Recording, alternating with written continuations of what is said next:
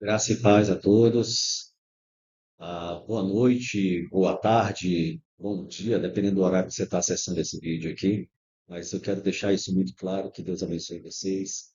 Essa empreitada, que é uma empreitada nobre, né? Um curso de formação de voluntários do Ministério da Fé. Esse curso ele vai revolucionar, né, toda a sua história, a história da igreja como um todo, né? A gente vai chegar numa concordância a um nível extraordinário. E quando somos um, é que nós obtemos vitórias. Então, hoje eu quero tratar sobre a aula 12 está começando agora, e a aula 12 ela trata sobre salvação e santificação. Então, vamos para o curso? Então, vamos lá. A salvação, né? Vamos começar pelo início. Salvação. O que é a salvação? É o princípio que nós podemos afirmar que ela é o resultado da morte de Jesus Cristo. Ninguém, nenhum ser humano, nenhum homem, em local nenhum, ele pode se vangloriar que é a salvação. Ele conseguiu a salvação por méritos próprios, né? O que nos livrou, né, da condenação que era certa foi justamente o sacrifício perfeito. Deus reconciliou, Jesus Cristo nos reconciliou com Deus, trazendo o quê? A salvação. Então, o pecado que nos afastou de Deus, em Jesus Cristo foi reconciliado. Não é um ato de sabedoria humana, ou que a pessoa pode se vangloriar que ela tem conhecimento, ou que ela tem sabedoria, ou que ela seguiu algum tipo de preceito, que ela não pecou, porque nenhum homem pode se vangloriar nisso. Isso é totalmente um ato da soberania de Deus. Olha só, Deus, na sua infinita compaixão, né, na sua infinita graça, ele nos concede o quê? A salvação, que é um ato de misericórdia infinito. Imagina só, Deus que foi o prejudicado com o pecado do homem, ele mesmo faz uma autorreparação, né? Ele mesmo faz essa reparação para que nós pudéssemos ter vida e vida em abundância. Então, a gente traz aqui que nenhum ser humano, nenhum homem, nenhuma mulher pode se vangloriar, bater no peito e dizer que ela por si só ou ele por si só pode alcançar a salvação se não for por meio de Jesus Cristo. Então, pessoal, continuando aqui, então por que que o homem tem essa necessidade, esse anseio pela salvação? Tudo isso está envolto a questão do pecado, o afastamento da presença de Deus, porque Deus é santo e ele não convive com o pecado. E o homem, quando pecou, ele foi destituído do quê? Foi destituído de tudo aquilo que Deus proporcionava ali no Jardim do Éden, a presença de Deus, a graça de Deus. Então a gente vive hoje o período da graça porque Jesus nos remiu. Mas se a gente entender bem, essa separação trouxe o quê? A origem do pecado, que foi o quê? Quando Eva e Adão, eles pegaram e se alimentaram do fruto proibido, daquele fruto que Deus disse que não poderiam ter sido alimentados. Então, o pecado, a desobediência, né? A desobediência fez com que eles tivessem um afastamento da presença de Deus. E isso, em consequência, trouxe uma herança, né? Causou o quê? Causou frutos, uma herança do que o pecado foi gerado. E desses frutos que foram causados também trouxeram efeitos. Então, a gente pode citar aqui, tranquilamente, só para contextualizar, que uma herança do pecado então, como herança do pecado, nós podemos dizer que a morte. A morte entrou. A morte foi uma herança do quê? Foi aquilo que o efeito que o pecado gerou sobre a humanidade. Então, o ser humano começou a conhecer a morte, né? E essa morte, ela tem sido o quê?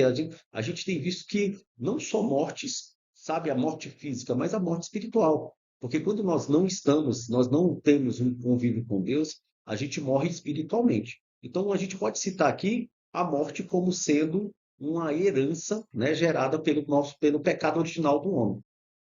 Então, Jesus veio para justamente a, como é que a gente pode falar? Jesus veio justamente para poder fazer com que o homem tivesse esse vínculo novamente. Porque se o salário do pecado é a morte, então Jesus Cristo precisava fazer o quê? Essa ponte entre Deus e os homens. Porque a condenação era certa. Não havia homem que poderia se livrar da mão do pecado ou da mão, sabe, do mundo, daquilo que é das transgressões normal do ser humano. Por quê? O salário do pecado é a morte. Então a gente pode citar o quê? Que a partir desse momento, se não fosse a ponte de Jesus Cristo para as nossas vidas, a herança daquilo, do pecado original, seria uma morte e fatalmente uma condenação eterna, porque não haveria possibilidade do homem, né, retornar ao Pai sem que Jesus Cristo fizesse essa ponte entre os homens e Deus. Então, tendo dito isso, já tendo condensado aqui a necessidade da salvação, o último ponto seria o que? Os efeitos do pecado, que eu vou estar explicando no próximo slide com mais detalhamento. A gente parou nos efeitos negativos do pecado. Então, já por definição, todos os efeitos, todas as causas que o contrato, que o pecado traz, elas têm um efeito negativo. Primeiramente, quando o homem pecou, ele tentou se justificar. Aí ficou aquele jogo de empurra-empurra. Adão dizia que era a Eva, Eva dizia que era a serpente, e a autojustificação no momento onde não cabia uma justificativa, porque o princípio foi quebrado, não importando a que ponto, o que que levou, qual a situação que foi gerada que fez essa quebra do princípio. Então a gente vê que a autojustificação foi uma maneira até infantil, né, do Adão e de Eva para tentar lidar com uma situação que eles viram que fizeram errado, eles viram que eles desagradaram a Deus. Então tentaram através, sabe, de uma maneira de se justificar, né, de se auto-justificar, jogar a culpa de um para o outro para dizer que participou, mas foi sem querer. E nessa situação, no mundo espiritual, não existe o sem querer, né? Não existe isso, eu realmente achei, eu tinha boa intenção. Então a gente sabe que não é bem essa situação. Então a autojustificação veio para tentar camuflar, para tentar apaziguar ali a, a quebra do princípio espiritual. E olha só, a quebra do princípio espiritual já trouxe o quê? Para que eles pudessem se enxergar que eles estavam indo. Então, a gente vê que eles perceberam a nudez deles, perceberam aquilo que estava em volta, né? E a gente vê que, entendendo tudo isso, eles tiveram medo do Criador. E isso é uma característica de quando a pessoa anda no pecado, uma característica de uma pessoa que está afastada de Deus. Ela tem medo da voz de Deus, ela tem medo dos preceitos de Deus, ela tem medo da palavra de Deus. Então, do que Deus vai achar porque ele está no pecado, né? Então, realmente a palavra de Deus nos aparta do pecado, né? Ela nos aparta do pecado, ela nos faz separação do pecado. E esse pecado traz o quê? Traz uma autojustificação e traz um medo daquilo que Deus pode trazer, porque o pecador, a pessoa quando está no pecado e ela não se arrepende, ela não tem vontade de ouvir a palavra, de escutar um louvor, de vir a uma ministração, de vir a um culto. Então, olha só, o medo de ouvir a voz do Criador. Então, com isso tudo, foi gerado o quê? Uma maldição sobre a terra. O homem que tinha tudo à disposição, tudo aquilo que era necessário para que ele pudesse viver em uma vida esplêndida, abundante, foi tirado dele. Ele precisa agora trabalhar, né? A terra vai dar espinhos, o trabalho vai ser feito diariamente para poder se alimentar, para poder, sabe, ter o sustento. Então a gente vê que a morte, ela trouxe aquele choque para a humanidade de que seguinte, de que ele voltaria ao pó ao qual ele foi formado. Então, esse contexto da maldição é o trabalho árduo, suado, que vai ser duro a serviço, vai ser acumulado aquilo, vamos dizer assim, a pessoa vai ter êxito, mas ele vai precisar lutar muito mais do que ele quando se ele estivesse na presença de Deus. Então a gente vê isso acontecendo. E nós também temos esse choque o tempo todo de que podemos retornar ao pó a qualquer momento. Como foi dito, né? O salário do pecado é a morte. E o homem passou a ter, né, essa preocupação com a morte diariamente. Fatalmente, tudo isso que nós estamos explicando foi o quê? Porque o homem precisou sair do jardim. Ele não poderia ficar no local aonde havia comunhão, aonde havia, sabe, a presença de Deus diariamente, porque Deus não convive com o pecado.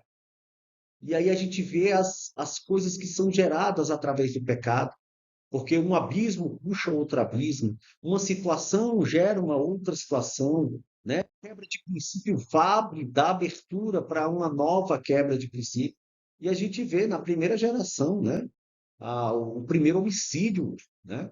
A gente vê o primeiro homicídio, e matando Abel por causa do ego, porque ele se sentiu menos, ele se sentiu menosprezado, porque a oferta de Abel foi aceita e a dele não, quando ele poderia ter feito igual, só que ele escolheu não fazer igual e ainda colocar um peso sobre a vida de Abel, porque é como se Abel fosse o culpado dele não ter, ah, sabe, entregue o louvor, a adoração que ele precisava para Deus. Então ele quis achar um culpado onde, novamente, a gente vê, né, o ego trabalhando, né, o ego na autojustificação, o ego também trabalhando na questão da violência, porque a gente vê o homicídio quando a pessoa coloca a vida dele na frente das outras pessoas. Então, assim, a gente vê uma sequência de situações que foram geradas e essas sequências foram se desdobrando e cada vez a gente vê né, essas sequências sendo cada vez mais corrompidas.